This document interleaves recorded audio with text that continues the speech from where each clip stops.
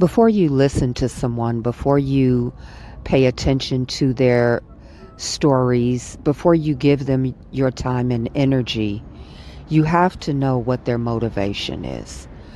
What is their agenda? What is the drive? What's the motivation? What's the purpose for what they're doing? What does Andrea Lee do for a living? What does Drea do to take care of herself? What does she do to pay her bills, to keep a roof over her head, to put food in her body, to pay her utilities, keep her cell phone on, get her hair and makeup done, buy clothes? What does she do for a living? And what has she done for a living for the past 30 to 40 years? The first half of her adult life was with Rkelly. He took care of her financially, and she made money as his dancer. Then she got divorced, and she lived off of child support. And whatever money he gave her, which she tried to buy a dance studio, that didn't work. So she then began Hollywood Exes to make money using the name Rkelly. Then she came out in 2017 standing with people she said she didn't know, who didn't ask her for help. The person that she said she came out to assist is still with Rkelly. And then she went on another reality TV show and used the name Rkelly to make money, and then did a show recently with her children using the name Rkelly to make money. So how does she make money? How does she earn a living? The only way she has earned a living, earned any money, was using the name Rkelly, exploiting the name Rkelly. You can't help anyone if you can't help yourself. You can't be an advocate for anyone if you don't even have the ability to earn money, to put a roof over your head, to feed yourself, to take care of your basic necessities as a human being. The only way she makes any money is using the name Rkelly. And that's why she wants to hold on to the name, because that's her bread and butter. No other reason. She says it's because of Tina Turner. Tina Turner was in a musical group with Ike. It was called Ike and Tina Turner. So she was famous as Ike and Tina Turner. The world knew her by that name. That's where she got her fame. That's where she earned her living. That's why she kept the name.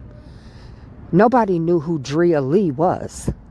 Nobody knew she was on the planet until she started exploiting the name Rkelly.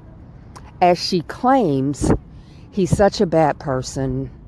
She doesn't want anything to do with him, but she wants to make money exploiting the name and standing on the coattails of the fame that he worked for. If Drea Lee doesn't tell stories on Rkelly, she doesn't eat.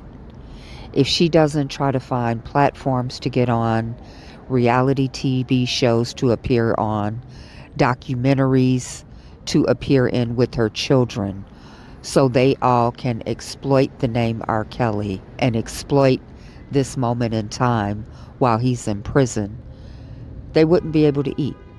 They wouldn't be able to pay their cell phone bills. They wouldn't be able to pay rent. They wouldn't be able to have electricity. They wouldn't even be able to care for their basic needs. They would be in a homeless shelter. The only visible means of income Andrea Lee and her 3 children have is using the name Rkelly, exploiting the name Rkelly, standing on the coattails of the very man that they say they want nothing to do with, that they call a monster.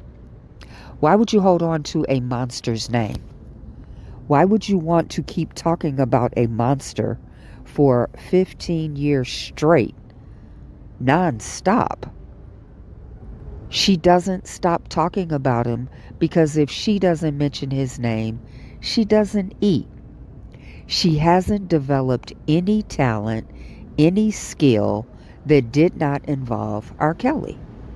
She can't make her dancing a success, even though she goes on social media and promotes that. She's not bringing in enough business to pay her overhead. She would be in a homeless shelter right now, her and her children, if it were not for them mentioning the very man that they call a monster and say they want nothing to do with. They are surviving off of Rkelly. Joanne was born March of 1998. She said the incident happened when she was 8 or 9 years old, which would have been 2006, 2007. Drea was still with Robert at that time. Drea was still living in his house. Their timeline does not add up. Drea did not leave Robert until 2009 after his court case. If she was 8 or 9 when this millisecond incident happened, that would have been 2006, 2007. Drea was still in the house. Why didn't she go to her room and go to sleep instead of going to his office? Why didn't her mother make sure the kids were in bed sleep? But Drea makes it sound like she wasn't even living in the house when the incident happened. And Drea did not leave in 2006 or 2007. All of her interviews said she left in 2009 after his court case was complete. It actually happened on his watch. My daughter called me, and now when I look back, I'm like, I believe that's the night that it happened. She called me hysterical, like, Mama, come get me. I want to leave. I don't want to stay here. I don't want to sleep here. And I'm like, well, baby, what's wrong? Like, I'm trying to think. Did somebody hurt you? Did somebody say? Not thinking him. Mine. Your daughter tells you she was touched. You're still at a party for your ex. Your story is your daughter called you. You tried to get there. Couldn't get in. The police said, don't go. But when you got your daughter home, you didn't question her on why she called you. And you said she told you when she was a teenager, years later. You didn't press her.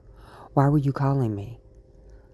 But 2006, 2007, you were living in the house. Why didn't you make sure your children were in bed? Why didn't you make sure they were in your room sleep if there's a party so no one went into their room? Nothing adds up about this. Why are you selling these stories for money is the real question. Why are you and your daughter and your children selling Rkelly stories for money when nothing can be corroborated, nothing could be substantiated, and timelines don't add up? Your dance classes don't sell out because nobody wants to come see grandma on a pole popping her coochie.